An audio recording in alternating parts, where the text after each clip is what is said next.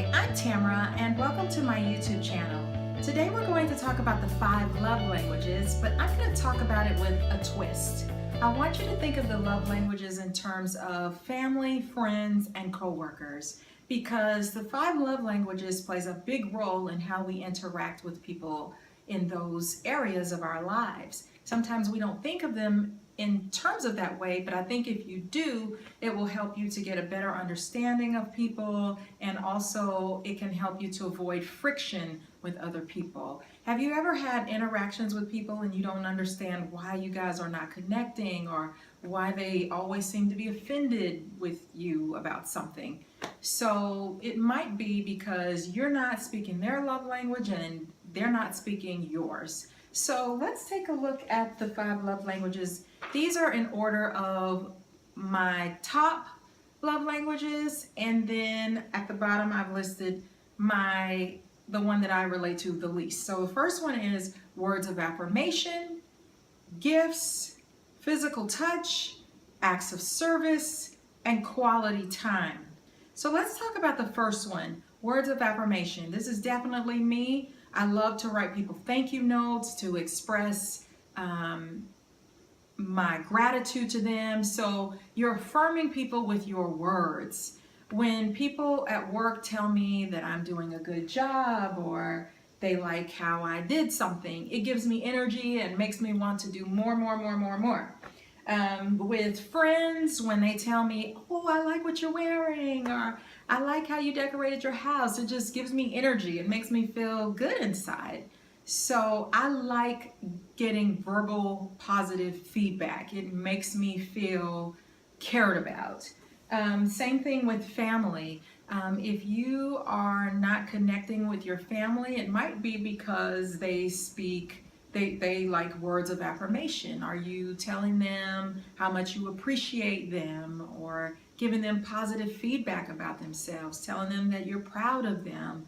If you're not doing that and you're wondering why you're feeling a disconnection, it could be because their love language is words of affirmation and you're not giving that to them. The second one is gifts. I really love giving gifts, and I like receiving gifts. That's why it's number 2 for me. So that's not some people's love language though.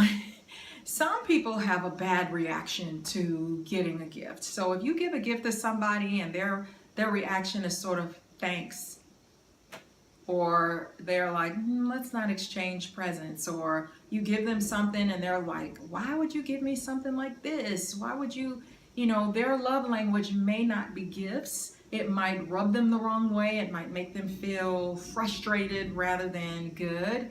But then there are friends that I can give a gift to, and I can have so much fun picking out something creative for them because I know that they like gifts and it's going to speak to them. So people who are whose love languages are gifts, it's more so about the meaning of the gift. It's more so that the act of actually giving the gift, not so much what you gave them. Because for me, it's you speaking from your heart. It's letting me know that you care. If I'm at work and somebody gives me a candy bar or some chips and I'm having a bad day, it lifts my spirits. It's not about the cost of it. It's about the act of giving that makes you feel very special and rewarded.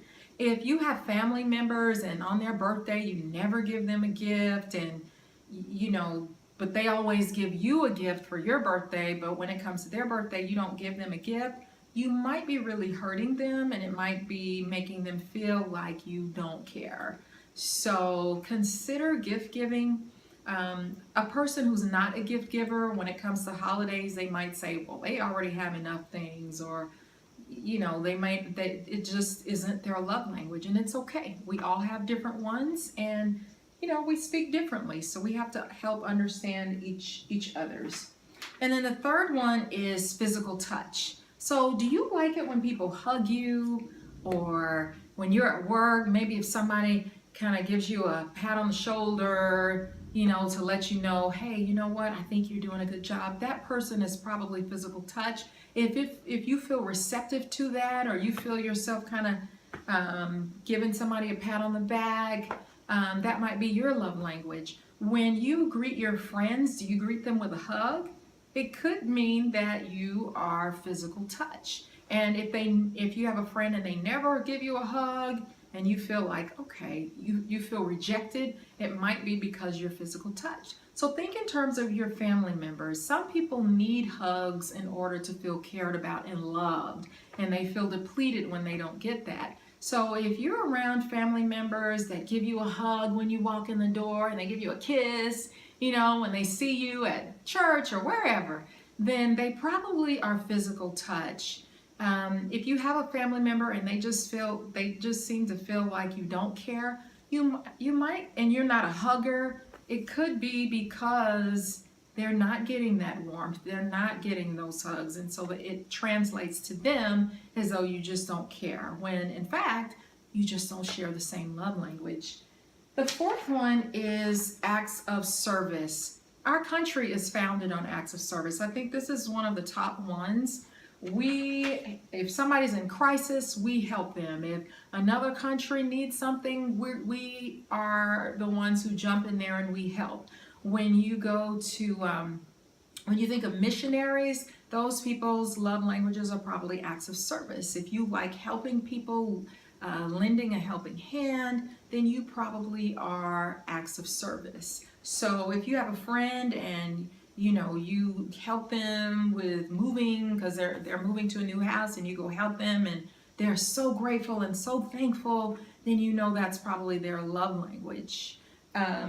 So just think in terms of what people like. If you're at work and you work with a team of people and they're like, hey, can you make copies for me? Or and you do that for them and they light up, then that person is probably acts of service. I think with acts of service, keep in mind that a lot of people who are acts of service, sometimes they can start to feel used, especially if they're giving, and people are taking, and never giving back to them. We enjoy receiving those acts of services, so make sure that you show that person, by doing something nice for them. Don't always just be a taker, because that can be translated as being a user. Even though you enjoy feeling that love, make sure you give love back to that person if you also enjoy receiving acts of service. So the last one is quality time. That's like, you feel like, gosh, if people aren't around, I don't feel loved. Or you feel like you want to spend time with people all the time. When you're with your family or you're with your friends, you are always inviting them over, or you want them to come do this or that with you. That probably is an indicator that you like acts of service. I mean, not acts of service, I'm sorry, that you are quality time. It feels like a warm hug, but it's because they're there, they were around you. I usually know that a friend, for example, I might have a friend that if I give them a gift, it's sort of like, thanks. But if I spend time with them, oh my gosh, then I'm going to get my words of affirmations, because they're going to thank me and, oh my gosh, I had so much fun. I really appreciate you taking the time out of your day to spend it with me. So most people, I would say most people are probably quality time. So just know that if somebody is not doing one of your love languages, it's not because they don't care about you.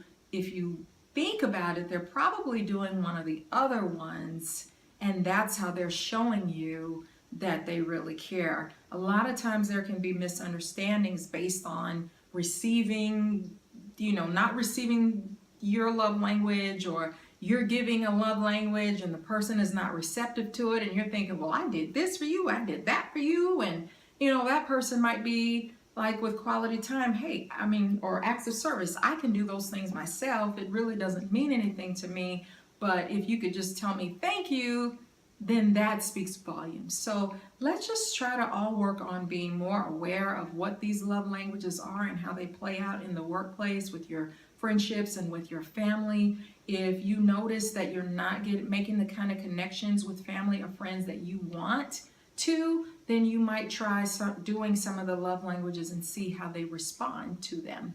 So I hope that this really helped you today. I think the love languages are super fun, and maybe we can talk about them again in another video.